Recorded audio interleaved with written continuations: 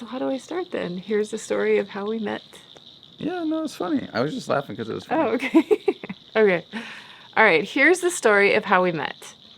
So I owned my own business and I often went to these business conferences and like kind of self-development conferences. And I had kind of credits actually because I went to them so often and I could just kind of pick and choose which ones I went to. And um, there was one that was coming up, and it was kind of the more advanced one, a little bit more expensive one, a little bit more in-depth one. And I was kind of trying to decide, should I go to this one? Should I wait? And I almost didn't go, but I thought, it's this coming weekend. Let me see. I had a nanny at the time. Let me see if she's available and could watch the children. And, I have enough frequent flyer miles I can go. And so it just all worked out. And I went out a day early, even, if you can imagine that. And I met with one of my business builders and just had a really sweet time. Okay, so every single time I go to one of these conferences, I normally bring a bunch of my team members with me, or I bring my children, or Right. I always have people with me. This is the first time I'd ever gone by myself, and I'd gone to a lot of these. Imagine like imagine like Tony Robbins, but a girl. So it was a girl that led this conference to coach.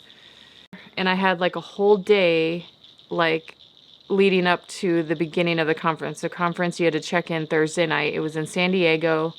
So I left this house where I was staying the night before. I almost accidentally fasted that day. My grandmother had just passed away, and I went by her house and kind of like just kind of had to let go on a different, on another level. And I drove to the college that I went to because my son was kind of considering going there, and that's actually where I met his dad, and kind of just had another like physical moment of letting go. And then but also it was the beach right next to where my my previous marriage, where he had engaged, or where he had proposed, and we had our first date. So that was another like letting go. And I just remember sitting there like, I mean, I'd already let go of a lot and I'd already really moved on, but I was like, okay, God, whatever you have next for me, I am ready. Like, I'm ready. And I'm ready to just, take off all of that gunk that was there before and just set it aside and walk away. Thank you for all that I've learned with those experiences, but I'm so ready for what you have next for me. Yeah. And so I just drove down, spent some time on the beach. It's one of my favorite places to be, and drove down to San Diego just literally like probably 10 minutes before the registration closed. And I'm like, Literally running inside the. yes. So I'm like, pull up to and I was driving down, through the gas lamp district thinking, oh my, like, I guess I'm going to probably have to eat dinner at the hotel. I was really hungry after fasting all day. And I'm like, I don't have time to stop and get food now.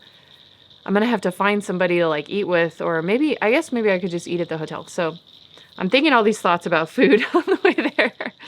And I like hop out of the car, just valet, Sounds right like at the me. valet, really quick, run in literally to the registration, get there minutes before they close. And I run past this guy that's sitting there in this chair with this other girl. So they're just sitting in these two big armchairs. And I kind of bop down the stairs, literally running. And I'm like, do you know where are you here for the conference? Do you know where the conference? And they're like, oh, it's over there. So I'm like, thanks. So I'm like saying this all as I'm running. I didn't even actually stop. I'm just like, hi. Yeah. But I remember running past them and just like something in my spirit was like, oh, like there's something about them. Like, I don't know if I'm supposed to meet one of them. Like something really important is there. I could feel it in my spirit. So I you know, uh, registered, came back out. And all I remembered about the people, because I was like, couldn't even tell you what their faces looked like, but I remember the guy was wearing these bright red shoes. So I'm like, I'll come back out and look for the shoes. And so I came back out and I'm like, oh, they're gone. Darn it. Well, I wonder what that was about. God, what was that about? So I'm like thinking about that. And I'm like, well, I'll go get my room key. And so I go to the front of the hotel and I'm thinking, okay, and they're telling me that the hotel restaurant was closed, and so now I'm thinking, oh geez, I want to eat before I go to bed. So I'm thinking all these thoughts, checking into my room. I look over and there's a group of people that I had seen before at previous conferences. And there's the guy with the red shoes. And I'm like, oh, sweet. So I grab the key, run over there. I'm literally kind of running back over there. And I quick kind of like run up on them as they're walking out the door. And they didn't see me. I mean, I think the one guy saw me that knew me, but he's talking and walking out the door, and then he's kind of like talking to me and this other guy at the same time with the red shoes, and and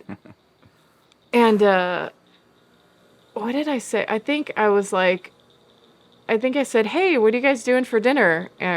And the one guy was like, "Oh man, I got it. I've got my girlfriend's party tonight or something like that. I got to go."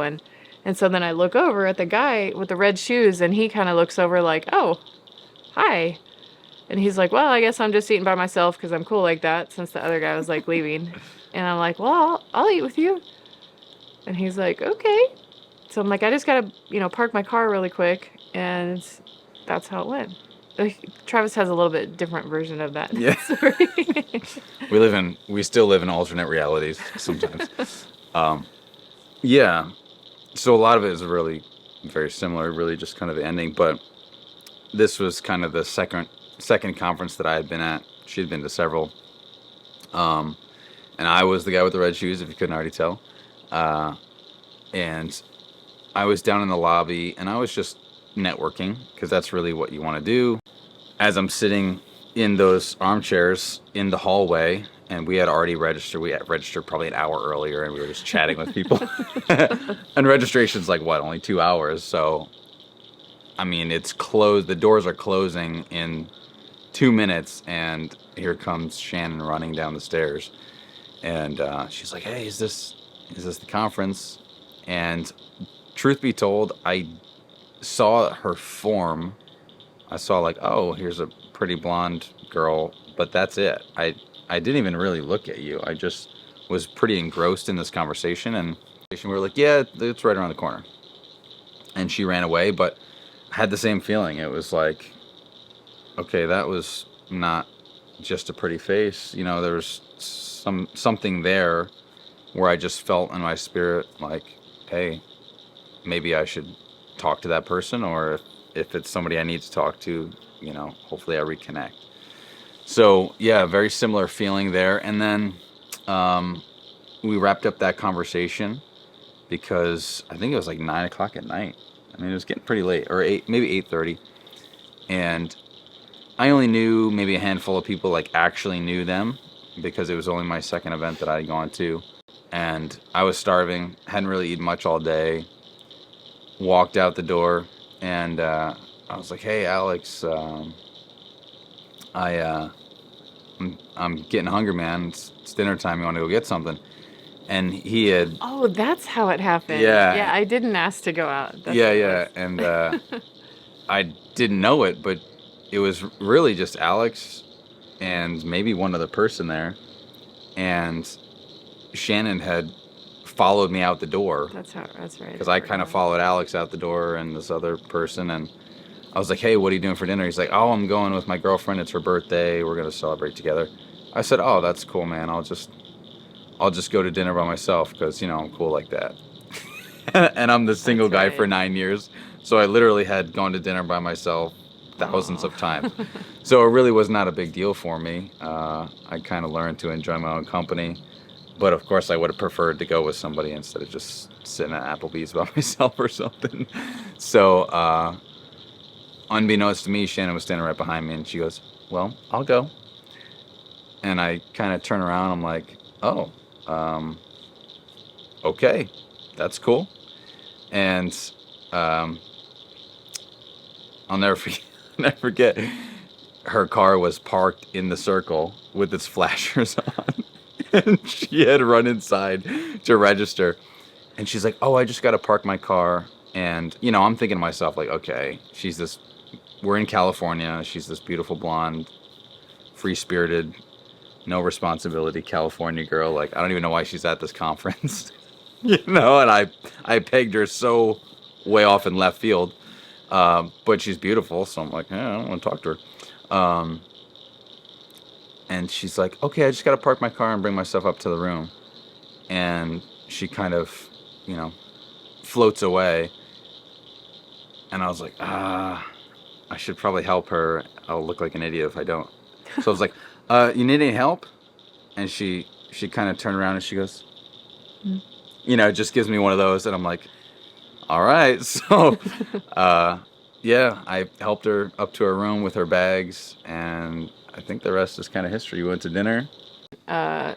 Okay, so backing up, like, you know, I was told all sorts of things, you know, having been married before, being single with 9 kids. Like, I was constantly told, no one's ever going to date you. Who the heck is ever going to date someone with 9 kids, you know? Right. And I remember, like, when I went through, when I went through healing from cancer, which I did in 2016, I remember having to just completely change my mindset, and I had to do some major hardcore work on like mindset stuff, like constantly, just like Travis had talked about in a previous video, like just constantly, renewing my mind. And one of the things I was like, I I am a good catch, and my kids are a blessing. Like my 9 kids I poured my blood, sweat, and tears out into these kids. Like Yeah. these kids are good kids, and anyone would be super blessed to walk into my family, and to have us be a part of their family. So